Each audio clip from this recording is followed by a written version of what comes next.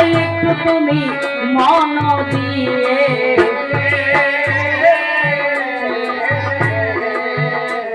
শুধু আমি বলছি না, স্পষ্ট হাদিসের কথা। আমার আল্লাহর নবী তার একজন সাহাবী প্রিয় ভক্ত বললেও বলতে পারো। দেখবেন লক্ষ্য করে, তার তো বাবাও ছিল, আধ্যাত্মিক জগতে তার বাবাও ছিল, অথচ দেখবেন লক্ষ্য করে সেই সাহাবী এতটাই তার মাকে ভালোবাসতো, আর সে মার ভালোবাসা দেখে আমার আল্লাহর নবী তাকে ভালোবেসেছিল। আর এই বাহ্যিক জগতেও বাবাজি রে, কিছুমান মানুষের ঘরে দেখবেন মা 6 মাস বছর ভরে পড়ে আছে, ঘরে পড়ে আছে, থাকে না বাবাজি?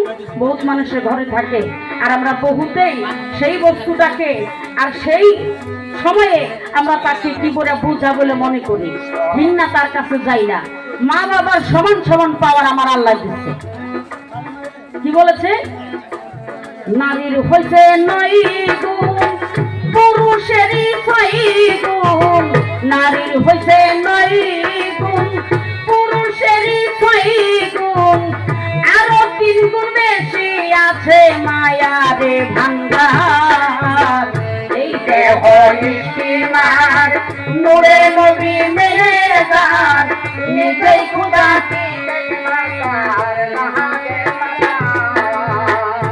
মায়ের 9 গুণ, পুরুষের 6 গুণ, আরো 3টা গুণ বেশি আছে কার ভান্ডারে?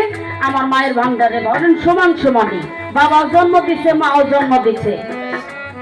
আচ্ছা বাবাজি, মা বাবা একত্রিত না হলে আমি বাঁচাতে আসতাম না এই বিশ্বভ্রমণে, কিন্তু বাবা জন্ম দিয়া আমার মার গর্ভে দিয়ে ইচ্ছা করলে বাবা 10 বছর নামে দূরে থাকতে পারে, পারে না? আমার মা কিন্তু 1 সেকেন্ডের জন্য পারে নাই। তাহলে বলবেন না এটা মার গুণ বেশি? বাবাও জন্ম দিছে, মাও জন্ম দিছে, অথচ মার দুগ্ধ ছাড়াই আমি মানুষ হই নাই। একই বিছনাতে শুয়ে আছে, বাবাও আছে, মাও আছে। বর্তমানও খাইতে বসছে, হঠাৎ করে ওই বাবার কুলে যখন শিশু বাচ্চাটাকে দিছে, একটু বাবা প্রসব করে দিছে। কয় তাড়াতাড়ি আইরে, হ্যাঁ শেষে, হ্যাঁ শেষ দিছে। কয় কি? কয় হ্যাঁ হ্যাঁ শেষ। কয় কি হয়েছে? কয় একদম প্রসব করে দিছে। আমার মা ভাবছে যে না জানে কোনো জায়গায় আগুন লাগছে, কয় ভাবছে কোনো জায়গায় আগুন লেগে পুড়ে যেতেছে। অথচ মা খাইতে বসা যদি পায়খানাও করে, লড়াচড়া করে নাই, যদি কারো খাওয়া নষ্ট হয়ে যায়, ওই পায়খানা কোচার ভিতরে নিয়ে মা কিন্তু খাবার খাইতে, মার ঘৃণা আসে নাই। এটা মার গুণ বেশি না? তাহলে কার সাথে কি তুলনা দাও? শাকের সাথে ঘি। তাই তোমার কাছে আমি একটি কথা বলি, শীতের বেলা বাবাও শুইছে, মাও শুইছে, একই বিছানায়। বাবা আরামসে নাক ডেকে ঘুমাইতেছে, আর মা এদিকে রাখছে, প্রসব করে দিছি, ভিজা গেছে, ওই দিকে দিছি, তখনই ভিজা দিছি। সারতে না পাইরা শেষে বুকের মাঝে করে সারা রাত্রি আমারে ঘুম পাড়াইয়া দিছে। আমার মা জননী রাত্রি জেগে আমারে আরামে রাইখা আছে। আর যার জন্য আমার আল্লাহ করছে ঘোষণা, কোন মা সন্তান প্রসব করার টাইমে তখনই সে সন্তানকে দুনিয়ায় আসার হুকুম করে, যতক্ষণ পর্যন্ত প্রসব বেদনার সময়ে আমার আল্লাহকে না ডাকে। যে মা যখন গর্ভ যন্ত্রণা শুরু হয়, যতই দিক ডাকেন না কেন, যতক্ষণ পর্যন্ত না পাই আল্লাহ গো তুমি আমার রক্ষা করো, আল্লাহ শব্দ দেওয়াও শেষ, আমার আল্লাহর হুকুম হয়ে যায়, আমার মতো আপনাদের মতো সন্তান প্রসব দুনিয়াতে হয়ে যায়।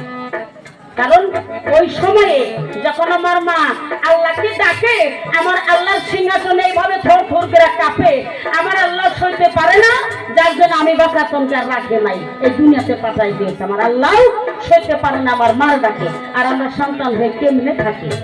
তাহলে আমরা দুজনের পরি হবো না, কে হবে? আমার আল্লাহ হবে। তাই বলছি কথা তোমার কাছে, একটা কথা তোমার কাছে আমি যাইতেছি বলিয়ে, লক্ষ লক্ষ টাকা দিয়ে হজ করে বাবাজি অনেক মানুষের মক্কা নগরে যাওয়ার জন্য আসা যায়। আমি যদি যাইতে পারতাম আমার দেহের পাপ মোচন হইতো, আল্লাহ কি জানি আমারে ভালোবাসতো। গরিব মানুষের জন্য হজ কিন্তু ঘরে আছে, যেমন ভক্তের জন্য গুরুর বাসা একটা কাবা ঘর।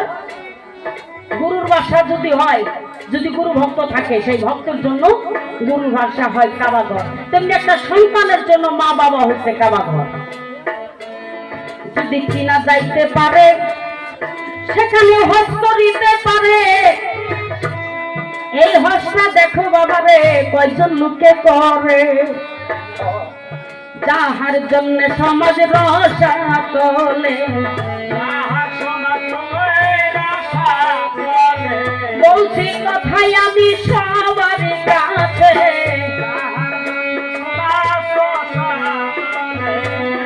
বাস্তব ঘটনা বাবাজি। আমি বেশি সময় দেরি করব না, ছোট্ট একটি কথা আমাদের চোখে দেখা, আমার চোখে দেখা। টাকা পয়সা নাই গো বাবার, থাকিয়া সংসারে ছোট্ট একটি সংসার দেখো ওই বাবাটাই করে। যদি নাম কই তার আত্মীয় স্বজন থাকতে পারে, মনটা ছোট হবে, আমি তার নাম বলবো না। MBBS ডাক্তার, বর্তমানে ইচ্ছা করলে মাসে 1 লাখ টাকা কামাই করা ওনার ব্যাপার না, কোনো কিছু না। আমি দেখি আমরা ছোট ছোট ছিলাম, এখন বর্তমানেও আছে, আল্লাহ তারে বাঁচায় রাখছে। এই যে সেলাই মেশিন আছে না বাবাজি, সর্বপ্রথম উনি বাড়ি বাড়ি কামলা দিল। ও তখন মেট্রিক পাস করে, খুব কষ্ট করে লেখাপড়া আর কি। এখন বর্তমানের যুগে মানুষের টাকা পয়সার অভাব নাই। আমাকে বাচ্চাদের কাছে শুনি আজ থেকে 20-30 বছর 50 বছর আগে টাকা পয়সার নাকি অনেক মূল্য ছিল, ছিল না? বাড়ি বাড়ি কামলা দেয় গো, আমি দেখতে পাই চাই কোন রকম সংসার চালাই, আমি বলে যাই। এইভাবে সংসার যখন ধরিয়া ধরিল, মনে মনে একটি কথা জানি ভাবলো ভালো, আমি যদি ছোট্ট একটা ব্যবসা করি তাহলে এই ব্যবসা করে আমার সন্তানকে লেখাপড়া করানো আমার একটু সহজ উপায় হবে। একটা মানুষের যুক্তি দিল, ভাই তুমি এক কাজ করো, ছোট্ট একটা সেলাই মেশিন নাও। সেলাই মেশিন নিলে বাজারে বাজারে তুমি যদি একটা করে লুঙ্গি সেলাই করো, একটা করে লুঙ্গি যদি তুমি 10 টাকা করে সেলাই করো, তাহলে দিনের মধ্যে যদি তুমি 50টা লুঙ্গি সেলাই করতে পারো, তোমার আরামসে বাজারও হয়ে যাবে, তোমার সংসার আরামসে চলবে। সাইকেল নাই, কোনো কিছুই নাই, ওই মেশিন খুলে বাড়িতে থেকে খুইলা, মাথায় নাই। আবার করে কি বাজারে যে সারাদিন বাজার করে মাথায় করে আনতে আনতে বেচারাটার কান্দে ছয়রা ভরে গেল। এই মেশিন দিয়া কাজ করতে করতে করতে করতে ছেলেটা আজকে ডাক্তার হয়েছে, আজকে ডক্টর হয়েছে। যখন উনি প্রথম প্রথম চাকরি পায়, যে কোনো ছেলে প্রথম প্রথম যদি বাবাজি ঘরে চাকরি পায়, যদি কামাই করে না খাওয়ায় বাপ মারে, তাও যে মা বাবার যে কত আনন্দ হয়, সেই আনন্দ যে পাইছে সে জানে। অথচ কামাই করে খাওয়াইবো কি খাওয়াইবো না ওটা ওনার মনে নাই, এত আনন্দ করতেছে। বাড়ি বাড়ি দাওয়াত করতে, অথচ মেশিন চালিয়ে খায়। বলতেছে ভাই, আমার বাবারে বলতেছে, ভাইজান আমার বাড়িতে আমার ছেলে চাকরি পাইছে, নতুন নতুন চাকরি পাইছে, গুয়াহাটি ভাঙ্গা করে পোস্ট পাইছে, আমি কয়েকজন মানুষকে খাওয়ানোর জন্য আশা করতেছি, তুমি যাইও। আমি কাকু আমি ওগুলো যাবো, ঠাট্টা করতেছি, আমার যাই হোক আমার সমর্থ আছে। হক মানুষজনের সাহায্য নিয়া উনি সুন্দর সেই অনুষ্ঠানটা পাড়ি দিচ্ছে। দেওয়ার বেলায় তার 3 দিন পরেই ওনার পোস্ট হয়েছে, ছেলেটার পোস্ট হয়েছে। বর্তমানে 1 লাখ টাকা কামাই করা ওনার মতো কোনো ব্যাপার না। তো হঠাৎ করে যখন ধর্ম পাইছে, বাবার আশা ছিল ওই ধর্মার টাকা বুঝেছিল আমার হাতে দিব, এটা একটা ভাব। আর যদি এই কাজটা কোনো সন্তান করে, মা বাবা তো কতটা খুশি হয় সে মা বাবাই যাবে। বাবারে ওই ধর্মার টাকাটা না দিয়া আবার যার মতো সেই জায়গায় চলে গেছে। 1 মাস যায় 2 মাস যায়, খবর লয় না, বাবার সাথে যোগাযোগ করে না। বাবা কেমন আছে, কোথায় আছে ছেলেটা দেখো বাবাজি চাইয়াও দেখে না।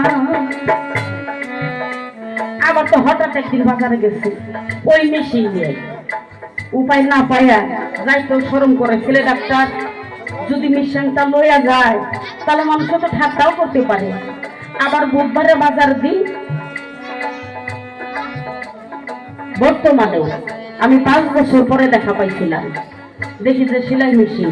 আমি বছর যা বসছি কাকা, আজ থেকে অনেক বছর আমার বুদ্ধি করে দেখছি তুমি মেশিন দিয়া কাপড় সেলাই করো, তোমার ছেলে না চাকরি পাইছে, আজও তুমি সেই সেলাই মেশিন দেয়া কাপড় সেলাইতেছো কে? তোমার ছেলে কথা কয় না, তোমার ছেলে তোমার খোঁজ খবর লয় না। হাতের মেশিন ছেড়ে দিয়ে সেদিন আমাকে বলেছিল, মারে তুমি জানো না